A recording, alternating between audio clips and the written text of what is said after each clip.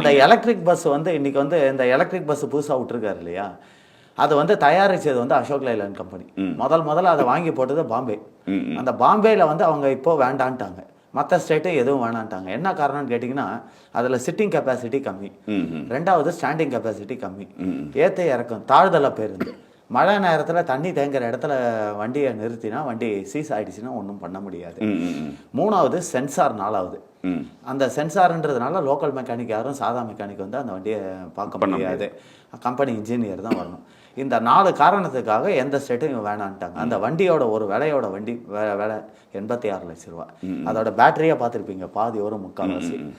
இதில் என்ன ஆச்சுன்னா, இவர் என்ன பண்ணிட்டாரு, சரி இங்கே தொழிலாளர்களுக்கும் கொடுக்க முடியல, இதையும் வாங்கி போடலன்னா பிரச்சனை ஆகிடுன்ட்டு கமிஷன் இதுக்கு இவங்க கமிஷன் வாங்கினாங்களா நான் இல்லாத சொல்லக்கூடாது, வாங்கி போட்டாங்க. ஆனால் வாங்கி போட்டுட்டு என்ன பண்ணிட்டாங்க, அந்த அசோக் லைலாண்ட் கம்பெனியோட கொலாபரேஷன் கம்பெனி தான் ஜெர்மனியில் இருக்கிற OHM. அந்த பஸ்ஸுக்கு சைட்லேயே பார்த்துருப்பீங்க, அவங்க கம்பெனி. அந்த கம்பெனியோட இவங்க கான்ட்ராக்ட் போட்டு ஒரு நாளைக்கு ஒரு வண்டிக்கு 15,000 ரூபா கொடுத்தாங்கன்னு ஸ்டேட் கவர்மெண்ட். கலெக்ஷன் ஆகுதோ இல்லையோ, நீ 15,000 ரூபா நீ கொடுத்தாங்க, 12,000 ரூபா ஆனாலும் 3,000 ரூபா போட்டு நீ கொடுத்தாங்க. ஸோ இப்போ பர்மனன்ட் டிரைவர்ஸை எடுத்தால் இவங்களுக்கு சம்பளம் அதிகமாக கொடுத்தாகணும், இதுவாகணுன்றதுக்காக. கிட்டத்தட்ட போன வருஷம் வண்டி 1000 பேர் ரிட்டையர் ஆகிருக்காங்க, போஸ்டிங்கே போடலை. இப்போ எல்லாமே CL ஆளுங்களாக போட்டு ஓட்டிக்கிட்டு இருக்காங்க. CL ஆளுங்களுக்கு ஒரு நாளைக்கு வந்து காலையில் ஏறி நைட் இறங்கினா 1,600 ரூபா.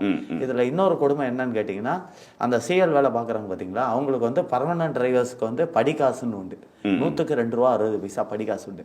அது CL ஆளுங்களுக்கு கிடையாது. பாவம் அவங்களும் அதே வேலையை தானே பார்க்குறாங்க, காலையிலேருந்து நைட் வரைக்கும் அவங்க கஷ்டப்படுறாங்க. அவங்களுக்கு அந்த படிக்காசை கேன்சல் பண்ணிட்டாங்க.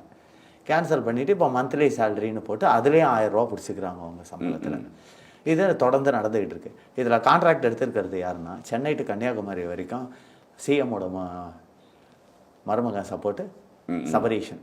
அவர் வந்து அந்த டிப்போவில் இருக்கிறவங்க கட்சிக்காரங்களை வச்சு இதை ஓட்டிக்கிட்டு இருக்காரு.